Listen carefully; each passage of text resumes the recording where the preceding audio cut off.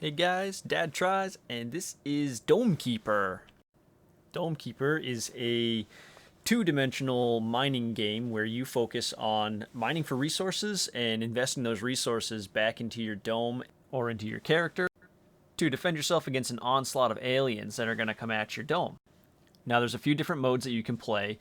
The mode I've been playing most is the Relic Hunt mode, where your dome crash lands on this planet, and your objective is to start mining downward from within your dome and expand out your mining network so that you can find the resources that are buried below. As you're mining, you're going to find some relics that are going to give you some pretty cool upgrades for your dome.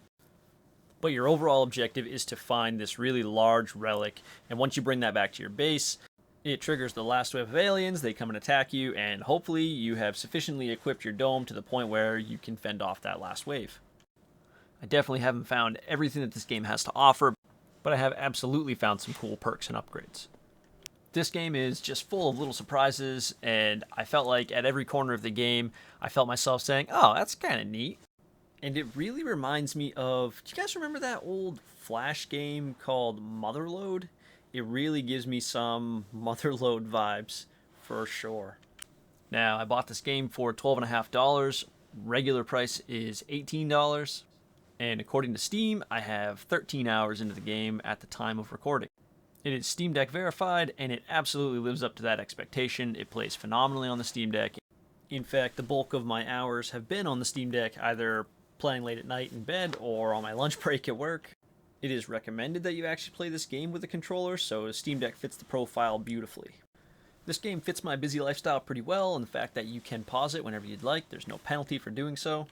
And it really is gentle on the battery for the Steam Deck. Overall, the game is pretty relaxing to play, I'll give it that. It's easy to learn. There's 3 main resources, and each of those resources is used for upgrading different components of your dome. Some of them will let your character move faster, some of them will let you grab onto more resources so you can haul them up without being slowed down too terribly.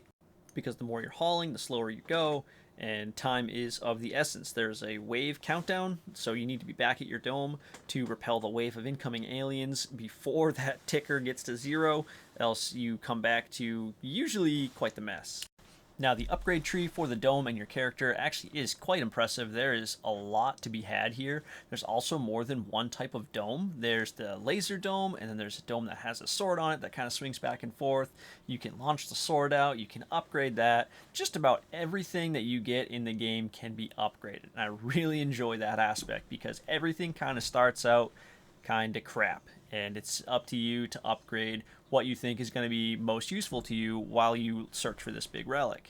There's a lot of freedom of choice, and there is no obvious right answer. You kind of just have to adapt as each wave comes, and you can kind of say, oh no, I didn't do so great against that last wave.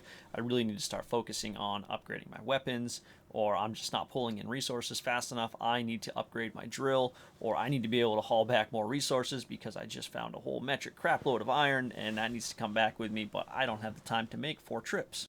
With all that being said, after 13 hours of playing this game, I was excited to finally quit. I got bored. I got sick of moving my character into the side of the wall and drilling the rocks and bringing the squares back and memorizing the attack patterns of the aliens. It's just a little underwhelming. And on more than one occasion, I actually woke up to my Steam Deck slapping me in the face because I fell asleep playing the game and dropped it on myself. That's the kind of excitement we're talking here. It was a bit of a grind for me to put in enough time in this game to want to give it a fair review. Granted, it is fun. I did have fun playing it for a little bit. It's a pretty relaxing game. It's just not something that I see any long-term value in, especially at the $18 price point. That's really steep for this game. Granted, it is really well done for being made with Godot. Very well done indeed. But this is a $5 game. Don't spend any more than $5 on this game. It is fun. You will enjoy it, but you're going to get $5 worth of fun out of it. I know that there's a lot of reviews out there that just praise this game.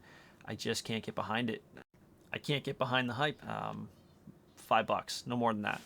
That's it. That's my take on Dome Keeper. Thank you so much for watching. Please like and subscribe. It really helps me out a lot. Let me know if there's a game you think I should try in the comments. I will add that to my list, and I will obviously give you a shout out if I try the game that you've recommended, and I'll let you know what I think. Thanks again. I can't wait to put out some more content.